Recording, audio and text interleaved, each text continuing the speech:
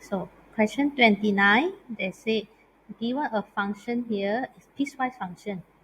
So whether it continuous, given that the function is continuous, okay, so they already mentioned for sure they will continuous, ask us to find the missing value in the function here. Hence, determine the limit at the point for this function. So when we get a piecewise function, our first step will be we draw out our situation of a piecewise function. Okay, so for 1 less than 1, our function is x plus 1. Although we didn't draw out the graph, but we just have to take down the function here. For x more than 1, so more than 1 here, it will be totally the whole part, x squared minus x minus a over x minus a. Then at some part, x cannot equals to a. So the x cannot equals to a, we have to find out what's your value of a here. So they said they're definitely continuous. So they definitely will continuous. So we go for condition one by one. Our first condition will be, is it the point at x equals to 1 defined? So this is, we just have a look here. For x, because we are not going to prove, we are using the information said that they are going to continuous. So for x equals to 1, you can see our x equals to 1. So it is included in this function. So means for the condition number 1, f1 is defined. It's definitely defined. So it is at this point here. So for condition number 2, they said limit must be axis. Since it said it is continuous, means limit from left hand side and limit from right hand side, it must be same to each other. Okay, so from condition number 2, we can try to find out what is our value of a, where the limit when x approaches 1 must be axis. So we're using the limit for x approaches 1 from the left hand side, which is x plus 1, must be equals to the limit from x approaching 1 from the right hand side. In order to make the condition here, they say the function is continuous. So they must be equals to each other. So we substitute our value here. We attempt our limit by substitute our x equals to 1. It will give us value of 2.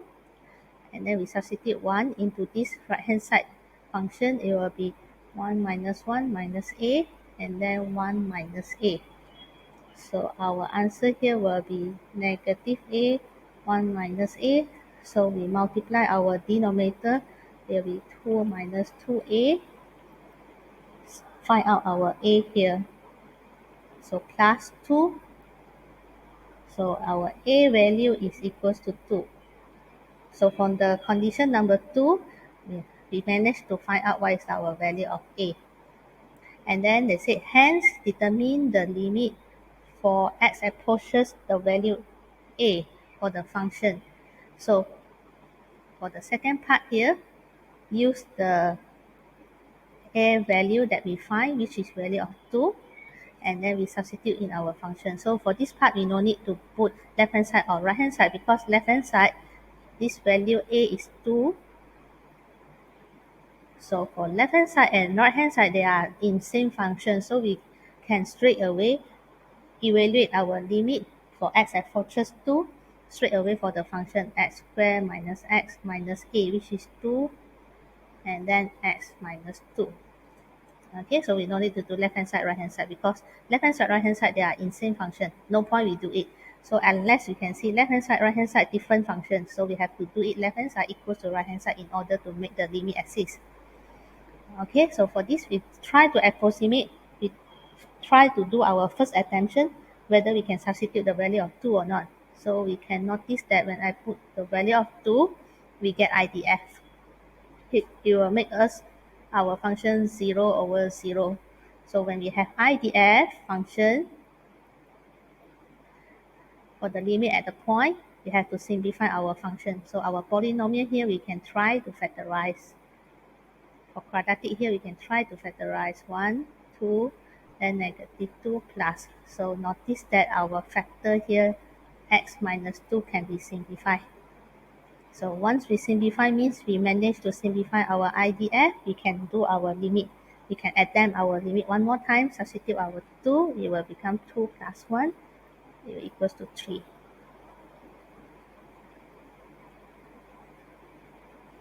So this is our concept. When they say continuous at the x equals to 2, we have to make sure the 3 conditions fulfill. So we can use the condition number 2. Limit must be axis. So that's why we do limit for left hand side, right hand side, it must be equal. So this is our concept in our continuity. And then we try to solve to find out our A. And then hence the following part evaluate our limit at the point 2 here. So factorization for our IDF, and then attempt our limit and get to the answer. So this is how we get our 6 marks.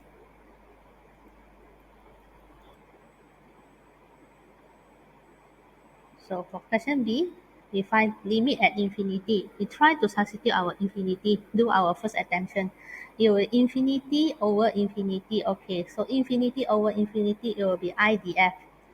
So in order to simplify our IDF, we have to, because this is limit at infinity, we have to divide to the priority under the cert. Because this is 1 over 3, suppose this is cube root.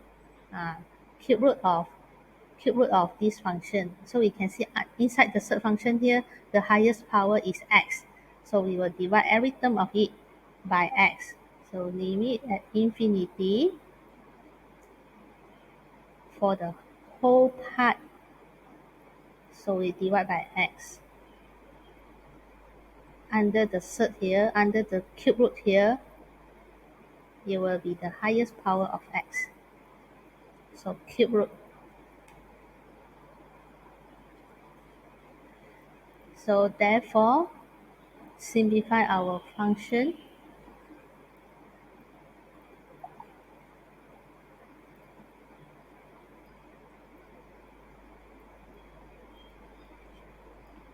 So one more time, we attempt our limit. Try to substitute infinity here. Is it can work or not? So cube root. So I make it into the cube root. Power 1 over 3 means cube root. Then we substitute infinity here. It will be 5 over infinity definitely is 0. And then 4 over infinity also equals to 0. So our answer here will be equals to cube root 2 over 3. So that will be our first concept, divide by the x, and then attempt our limit to get to the answer.